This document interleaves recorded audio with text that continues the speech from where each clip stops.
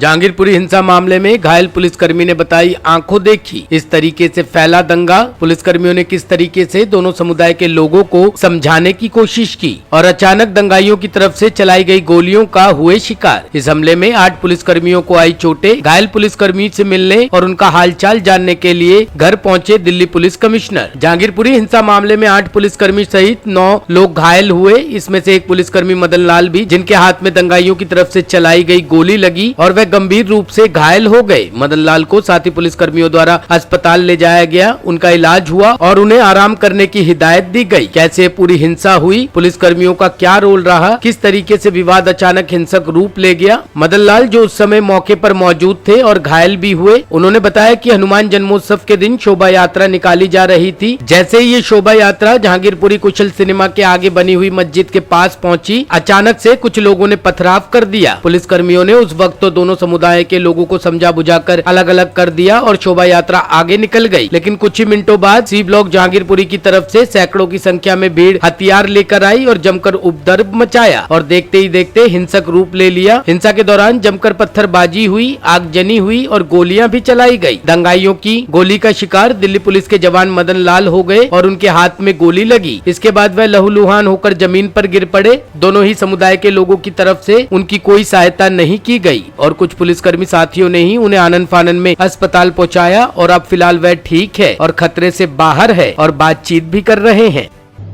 प्रोसेसन चल रहा था उसको हनुमान जयंती का।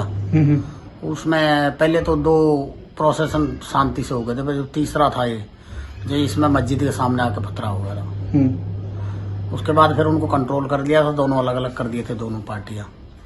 और उधर दूसरी तरफ चले गए वो जो हनुमान जयंती वाले, ये इधर हो गए। बाद में समझा दिया फिर दोबारा फिर जो इधर से सी ब्लॉक से फिर आई पब्लिक, ये कौन सा कुशल चौक पर, फिर वहाँ उसमें भीड़ में पता नहीं गोली चल गई। तो आपको कैसे लगी? उसमें समझ नहीं आया कहाँ से आई ये गोली। 8-10 फायर पब्लिक की तरफ से हुए हैं। हाँ, पुलिस की तरफ से भी बचाव में कुछ किया गया? पुलिस ने नहीं करे थे। तो जब आप लोगों की ड्यूटी लगाई गई थी, क्या आपको वेपन्स वगैरह या डंडा वगैरह कुछ दिया गया था या सिर्फ खाली आते आप? न, ज्यादातर खाली आते थे, पिस्टल भी थी वैसे स्टाफ के पास, लेकिन स्टाफ ने कोई गोली नहीं चलाई। 8-10 राउंड फायरिंग की गई। हाँ, वो करती रही थी? नहीं, मेरे स्टाफ वाला ही ले गए फिर मेरे को साथ में पीसीआर में लेकर हॉस्पिटल चले गए। यानी कि जो पथराव थे उन्होंने हेल्प करने की कोई कोशिश नहीं की? नहीं, पब्लिक ने नहीं करी, हमारे स्टाफ ही ले गए। तो ये मतलब कि एकदम से ऐसा क्या हुआ था कि इस बात को लेकर शुरुआत कहाँ से हुई थी, कुछ पता लगा इस बात का? नहीं, वो तो वहाँ जब मस्जिद के सामने था ना, वहाँ जब निकल के आ रहे थे वहाँ पहले पथराव हो गया था। मस्जिद के बाहर हुआ था? फिर समझा भी दिए थे, साइड हो गए थे। हनुमान जयंती वाले आगे चले गए थे, फिर बाद में फिर दोबारा से हुआ, दोबारा लोग आए हैं। हाँ। तो ये जो कितनी गैदरिंग रही होगी जो दोबारा जो लोग आए हैं?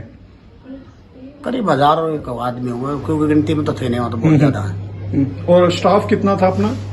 जब तो शुरुआत में थाने गए थे, जो साथ में थे कुछ 15-20 आदमी थे थाने के, SHO साहब भी थे और भी अफसर थे। तो चोटें कितने लोगों को लगी है आपके स्टाफ की अगर बात की जाए? 5-6 आदमी। तो जब आपको गोली लगी उस समय क्या पुलिस जो आपके सहयोगी थे वो आपको तुरंत उठा थे? क्या आपके वेपन से चली है या कहीं बाहर से गोली? नहीं, बाहर से, सामने से भीड़ में से, सी ब्लॉक साइड से।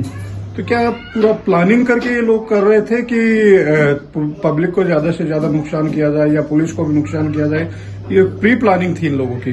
नहीं, इस प्री प्लानिंग के बारे में तो मालूम नहीं मेरे को, लेकिन वैसे ठीक है, पहले कब कंट्रोल हो गया था भीड़, फिर बाद में अचानक से फिर दोबारा फिर वापस चढ़ के आ गए थे। तो वापस हमारा स्टाफ भी था काफी जगह थाने का ही। तो वापस दोबारा क्या दोनों ग्रुप वापस आए हैं या एक नहीं, ग्रुप? दोनों, एक ग्रुप तो चले गया था हनुमान जयंती वाला, उधर दूर हो गया था, काफी दूर हो गया था। पहले तो साथ थे, फिर दूर हो गया था वो तो, फिर बाद में इधर से सी ब्लॉक साइड से आ गए थे, कुशल चौक पर। स्टोरी ब्यूरो के लिए दिल्ली से रवि डालमिया की रिपोर्ट।